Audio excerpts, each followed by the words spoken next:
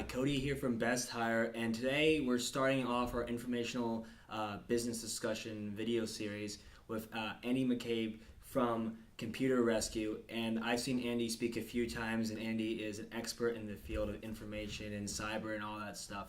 And one of the reasons we wanted to start with this video is so often today the words cybersecurity, cyber information, cyber terrorism, all these crazy cyber words are thrown around everywhere, and we want to break down, have a conversation about what does that really mean, what really is cyber, and how does that relate to the people that you have in your company. So, Andy, when we break it down, what is cyber information? What is cybersecurity? Okay, so I guess I relate this to the word the cloud. So everyone talks about the cloud as if it's something new and that it's revolutionary and somewhere that is kind of virtual. But in truth, the cloud is somewhere.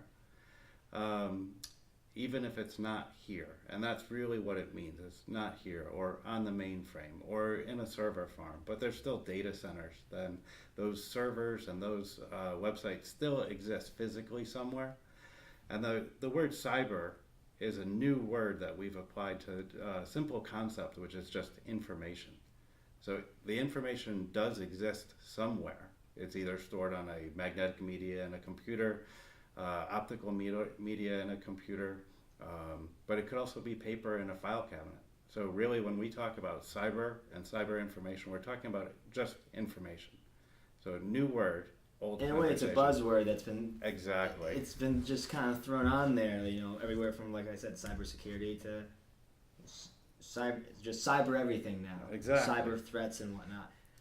You mentioned the cloud, and I mean, kind of talking about cyber. So basically, the cloud is there's a huge misconception about the cloud that you just shoot up there and it's like floating around. The truth is, it's actually, I could be accessing my Apple Music right here, but that Apple Music is still on a hard drive somewhere. Right. It is physically somewhere. So even though it is in the cloud virtually as a word, it still has to be on a hard drive or on a storage system of some kind somewhere. So the concept is that by aggregating these services into the cloud, it's really the same as using the mainframe for doing processing for large operations. It's not a separate entity. It's not a thing that began to exist at the beginning of the century. It's something that's been here for quite a while, since the beginning of computing actually. It existed somewhere.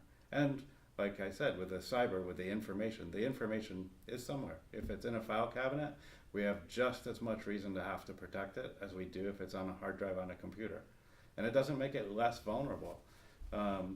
Physical systems for securing a premise would be more important if you have file cabinets that are not locked up or specially secured. So the ability for people to access information that they're not supposed to, it bridges across all forms of information. And it doesn't matter whether it's a database of social security numbers or credit card numbers that are in the cloud, to use the term loosely again, or if it's a stack of papers, applications that have been filed in a file cabinet and stored in somebody's office. I think that's a huge misconception that's just been flown out there, that that information is just kind of out there, and information, although it has different forms, at the end of the day it still is information from your filing cabinet to what's on your hard drive, to what's in the cloud. It still has a form. Right, yes.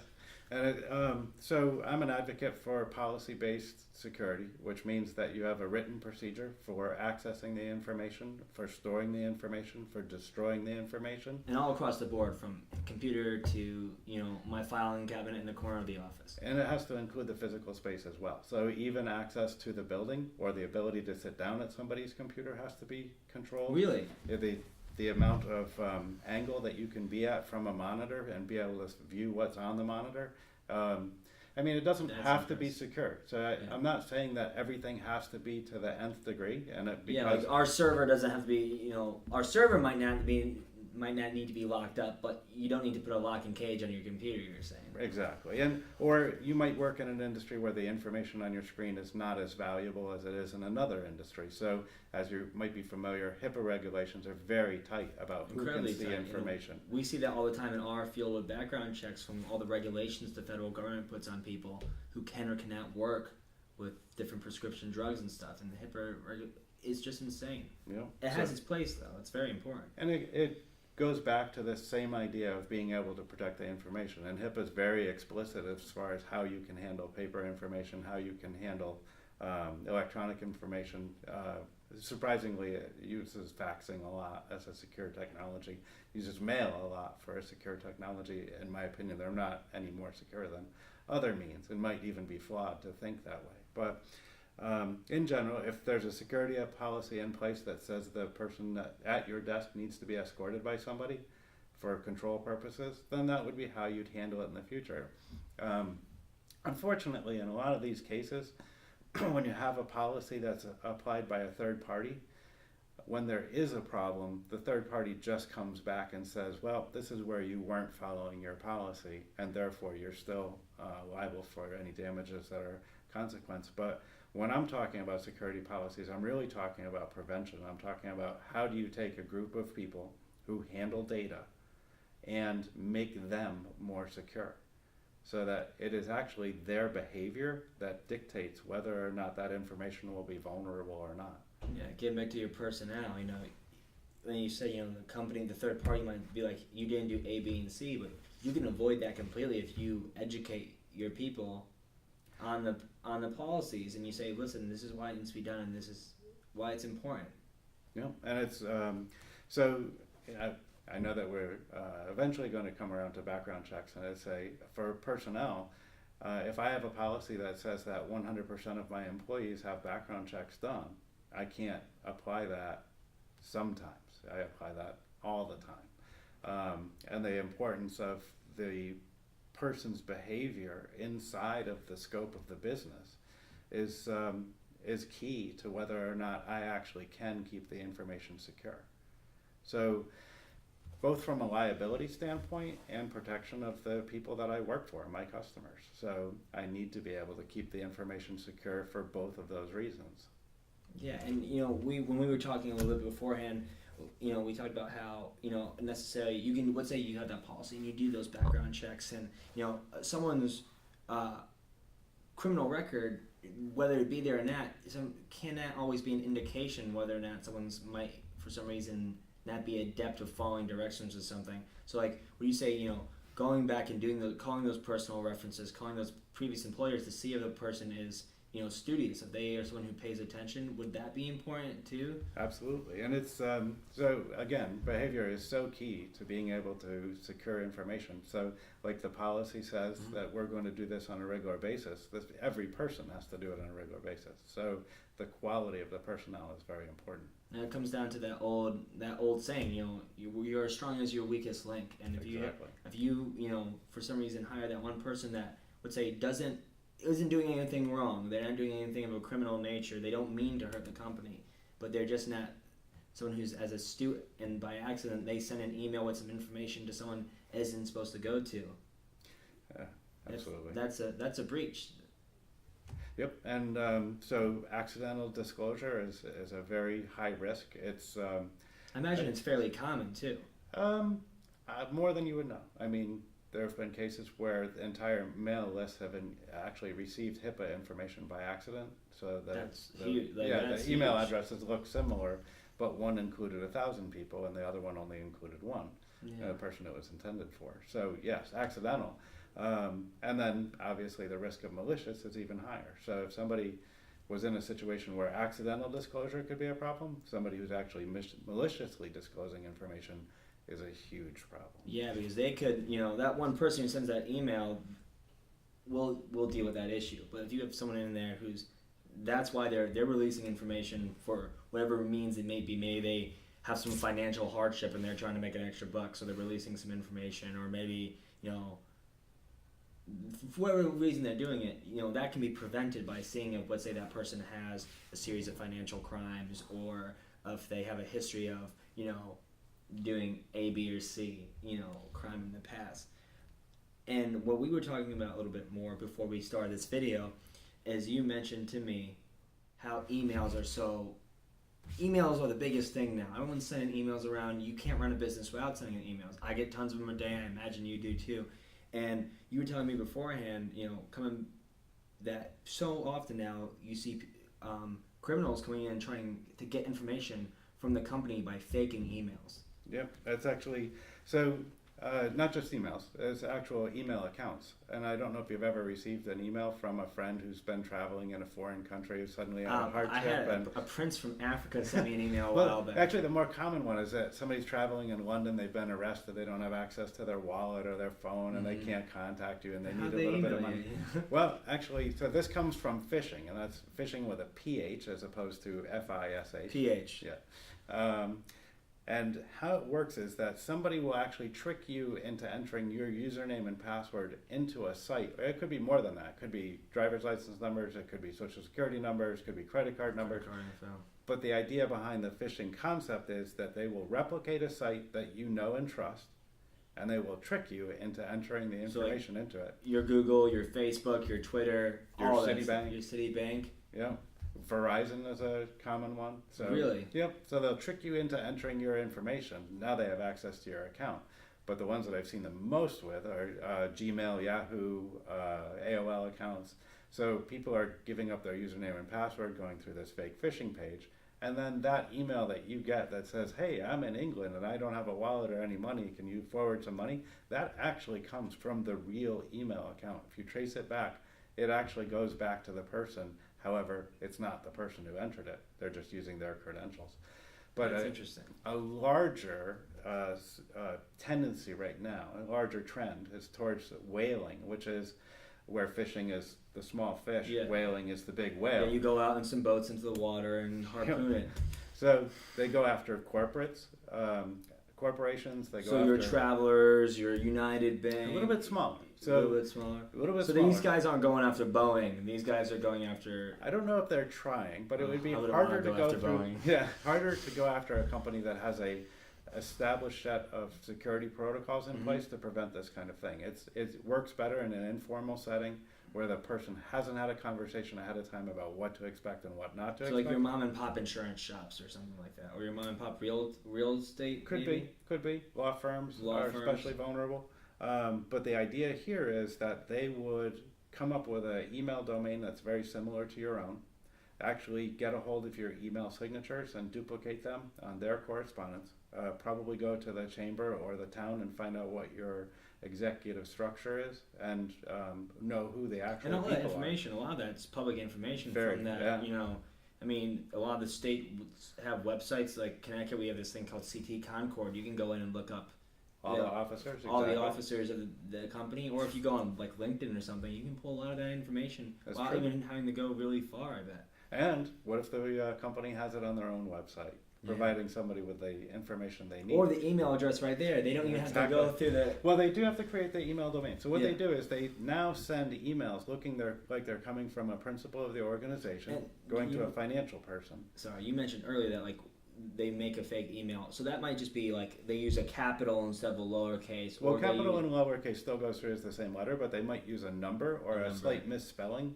so that it's hard to detect visually. I get tons of emails, and we talked about this. And if you get an email and it looks just like that same source, you always get that email from... If you're not looking and trying to be due diligent about it, you might just keep on going. That's true. And you might not spot the difference between a 1 and an I when you're looking at an email address that you see all the time. Yeah, and especially on a screen. Let's say it's early on Monday. I know I'm not paying 110% to my email early on a Monday. So what they'll do is they'll actually request a transfer of funds between accounts or to a third-party account, and they'll give an excuse as to why they can't discuss it or why they can't give more information. And people are frequently actually falling for this trick and transferring the money. So because it's an electronic transfer, it's very hard to reverse. Oh, yeah. And because it was done, we'll say, using cyber, and actually using electronic means of communications, it's very hard to identify the people who carried out the plot. So there's a risk there. It's hard to detect. It's hard to recover from. And it's basically annoying and unnecessary. So... it's something to watch out for. I'm thinking, a huge amount of that risk, can be eliminated. I think going back to what you talked about earlier was policy. Right. If you develop a policy and you're educating your people on, hey, you need to be looking for, just be aware of emails that might be coming, And that's helpful in some way, but I would go even further, and I would say right now, go to your key financial person and tell them, I will never ask you to transfer funds and tell you not to talk to me. That will never happen. You may always talk to me, even if I say don't. And that's huge, because like you heard it here. Go to your financial officer right now and be like, you need to tell us when you're transferring funds. You gotta do it in person. Never do it in an email. Even if you think I told you to do it, don't. Yeah. And that's important. And so, as a policy, you would say that person now knows that they can't transfer money without having that conversation. Even if you said that there was a non-disclosure in place that says we can't talk about it.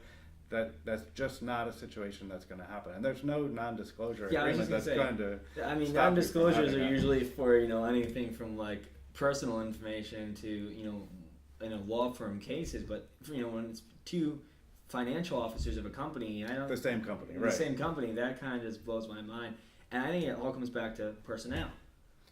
You got to have the right people in the spot. They do have to think, and they have to think, and I think that's another reason why. Making sure I'm not just talking about a background check, I'm talking about a check when you call those prior employers and references and you get to talk to them to make sure that you're actually hiring someone who's going to be thinking, who's going to be concerned about the welfare of the company, so that they follow those procedures that you put in place to protect your company from these threats. Yeah. And it's actually, in addition to the background check and in addition to the reference check, drug testing is key as well, because being aware of personnel and what kinds of pressures they're under. I mean, drugs can play an effect in the behavior of people. I don't mean that in a light way. I mean, it's definitely a strong it's a huge problem. I know we've talked about it in some of our prior videos. We have had clients call us and say, our office looks like a scene from The Walking Dead, and that's because they had frequent drug usage in their office, and that sometimes lowers people's senses, and that can even put you at a whole new level of risk, not just on the information end of things, but on your company's day-to-day operations. So the drug testing is another great way to help limit some of that liability. So in general, I would say adopting a security policy for any company, and even if that company doesn't handle a lot of information, doesn't have a lot of computers, it should be known at least once a year. There should be some kind of review with employees regarding what they expect, and it could include, or it could be separate as far as the acceptable use policy. So if somebody has a phone at work and they're texting or taking pictures and so forth, what is considered acceptable use of that? And part of the security policy should be whether or not background checks, drug testing, reference checks are performed as part of the normal hiring operation. So those things tie together very tightly. It's important to follow these things, how to follow up on these things, to look at new things like whaling, when it starts coming out, having that conversation and training employees. The whaling thing, to me, is just kind of crazy, because it's something that I've heard in a few discussions come up, and that comes down to people. I think that's what we're getting to here is there's been so much usage of those buzzwords, cyber this, cyber hacking, all that stuff, but it comes down to the end of the day is people. Yeah. People making the right decision, people paying attention and staying up to date, and people being aware of what's going on. And if you're not aware of what's going on, how can you educate your staff to get the job done? And those people need to be aware of what would or wouldn't normally happen. So so we call that pattern recognition. It's like you don't want faulty pattern recognition when it comes to moving money around. No, you definitely don't, especially for a lot of we have clients. We personally have clients all the way from larger corporations to the little mom and pop shop, and losing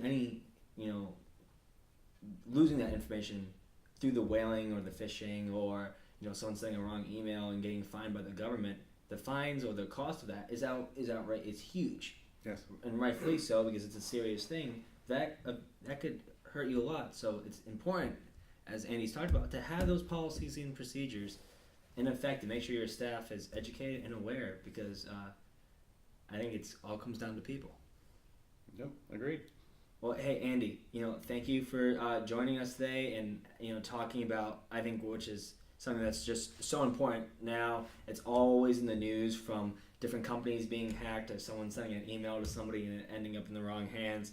So we've learned something today, that it's important to have policies and procedures in effect so you can make your people aware and tell them what to do in this situation. And it's also important that you're hiring the right people so that those policies and procedures can be enacted properly, so you can protect your company from the phishing and the whaling, and protect not cyber, but protect your information, all the information that your company has, whether that be paper or on the internet. All right, thank you. All right, well, thanks, Andy.